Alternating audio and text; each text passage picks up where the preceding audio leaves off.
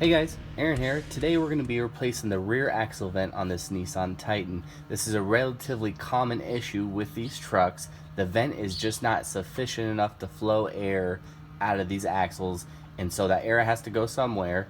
The next option for it to go, and the weakest link, is going to be our rear axle seals.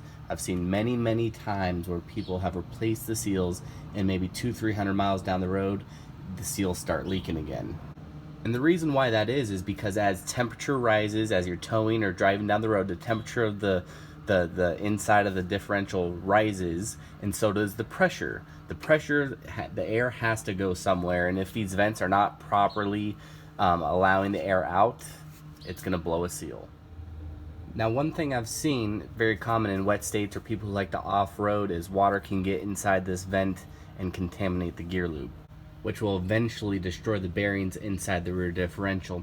Now what we're going to be doing is taking a brass fitting and extending a hose up into the frame section high enough to where any water or condensation won't get inside, and it'll actually allow proper ventilation, so no more leaking axial seals or anything like that.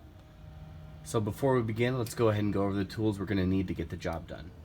So we're going to need about 5 or 6 feet of 5/16 fuel line. We're going to need a 1/8 inch NPT to 5/16 barbed brass fitting. I'm going to be using a fuel filter at the top of the line to filter out any dirt or contaminants that may want to get inside that line going down to our differential. And of course, a little bit of Teflon tape to seal our brass fitting that's going inside of our differential. I'll go ahead and throw all the part numbers in the link in the description. That way, if you want to go out to an auto parts store, you know exactly what you need and where to get it.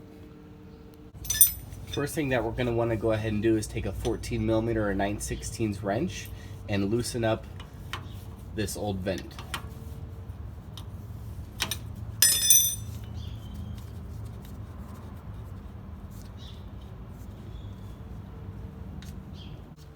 Next thing, go ahead and throw some Teflon tape onto our new barb fitting and screw it into the differential.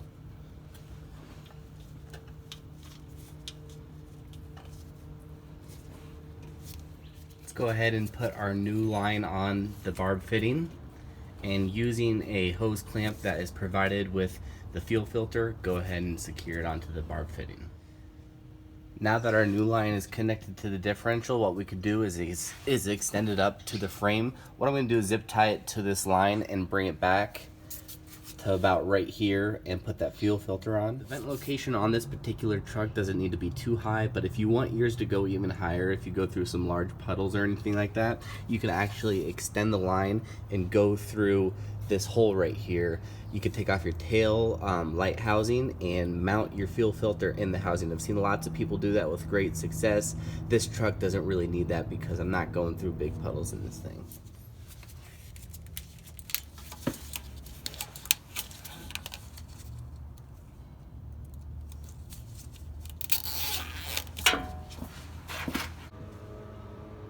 Alright, so I went ahead and routed the line. One quick note, give yourself enough slack. You want the differential to be able to go up and down without putting too much tension on your new hose. Went ahead and routed it all the way back here, and I put the fuel filter right here, and then I ran the line back into the frame a couple feet, and that's where the air is going to be vented to. Again, if you want to extend your line into your taillight housing through that little hole right there, you're more than welcome to do it. I just don't feel the need for what this vehicle does, mainly highway use. So I hope this video has helped you out. If it has, please like and subscribe. If you guys have any questions or comments, or you do the job a little bit differently, please let me know in the comment section. Thanks for watching, guys, as always. See you next time.